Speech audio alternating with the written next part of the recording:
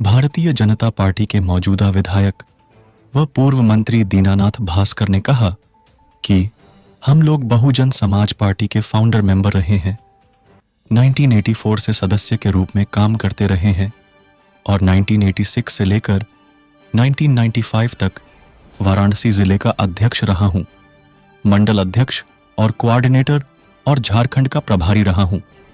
लेकिन बहन कुमारी मायावती के आने से धीरे धीरे सब कुछ बदलने लगा और कांशीराम के जाने से पार्टी के अंदर बहुत बड़ा बदलाव हुआ और मायावती ने पार्टी पर कब्जा कर लिया है। मायावती के भाई के लड़का अगर परिपक्व नहीं था तो उसे उत्तराधिकारी क्यों बनाया और राष्ट्रीय जोनल कोऑर्डिनेटर क्यों बनाया? बहुजन समाज पार्टी कहती है कि हम लोग दादा साहेब डॉक्टर भीमराव अंबेडकर जी के मिशन को लेकर चलने वाली पार्टी है। बसपा के पूर्व संस्थापक सदस्य, मंत्री भाजपा से विधायक दीनानाथ भास्कर ने मायावती पर बड़ा आरोप लगाते हुए कहा कि बाबा साहेब डॉक्टर भीमराव अंबेडकर ने क्या कभी कोई अपना उत्तराधिकारी बनाया था? लेकिन मायावती ने उत्तराधिकारी बनाया और इतिहास खंगालेंगे तो बसपा में उत्तराधिकारी बनाने का कोई लेखा जोखा नहीं है। जो बहुजन समाज पार्टी की विचारधारा पर चलेगा वही उसका असली उत्तराधिकारी होगा।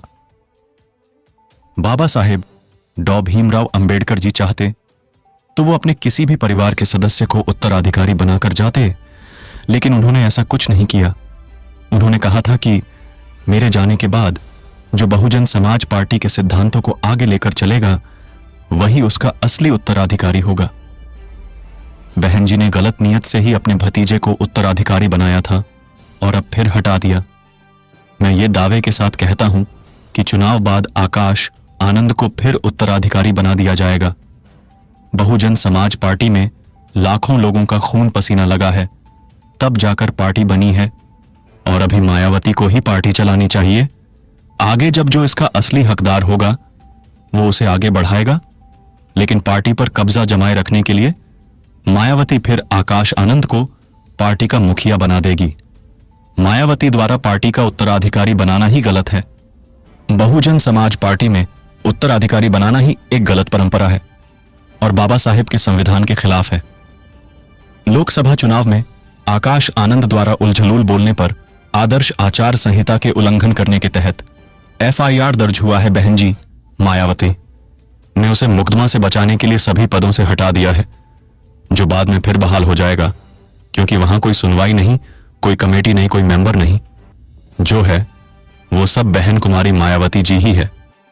मेरा ऐसा मानना है कि आकाश आनंद जो बहन जी के भाई का बेटा है, तो अगर वो परिपक्व नहीं था तो उसे उत्तराधिकारी क्यों बनाया, और जो है परिपक्व नहीं था तो राष्ट्रीय जोनल कोऑर्डिनेटर क्यों बनाया।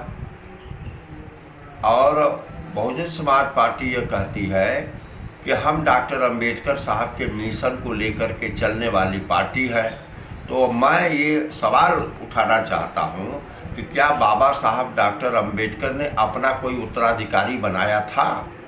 तो इतिहास को खंगालेंगे तो आपको जवाब नहीं मिलेगा। इसलिए मैं ये कहना चाहता हूँ कि बाबा साहब डॉक्टर अंबेडकर से लोगों ने सवाल किया था कि आपके जाने के बाद कौन इस मिशन को लेकर आगे बढ़ेगा।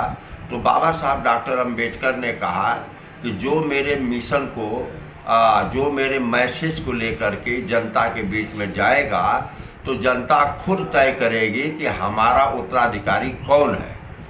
तो बाबा साहब ने तो अपने से किसी को नामित नहीं किया था, ना अपने बेटे को, ना अपने पोते को, ना अपने परिवार के किसी आदमी को जिम्मेवारी सौंपा या उत्तराधिकारी सौंपा।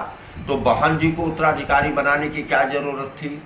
इसलिए उत्तराधिकारी ही बनाना गलत है। पार्टी में लाखों करोड़ों लोगों का खून पसीना बहा है और लगा है, तो बहन जी जब तक है उन्हें चलाना चाहिए, अपना उत्तराधिकारी नामित नहीं करना चाहिए। उत्तराधिकारी नामित करना ही गलत प्रक्रिया है, बाबा साहब के संदेश के खिलाफ है और वह परिपक्व नहीं था तो बहन जी को जिम्मेवारी नहीं देना चाहिए था।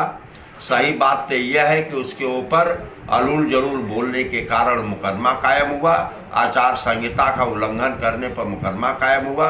बहन जी ने उसको मुकदमा से बचाने के लिए पद से हटाया है। 4 महीना बाद पुनः उसी को जिम्मेवारी सौंप देंगी।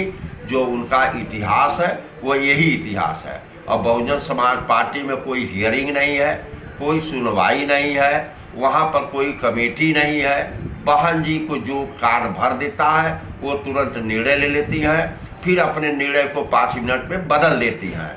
उनके इस बयान का कोई मतलब नहीं है। आप यह देख लेना कि आकाश आनंद 2 महीना बाद पुनः उसी पद पर बैठा दिया।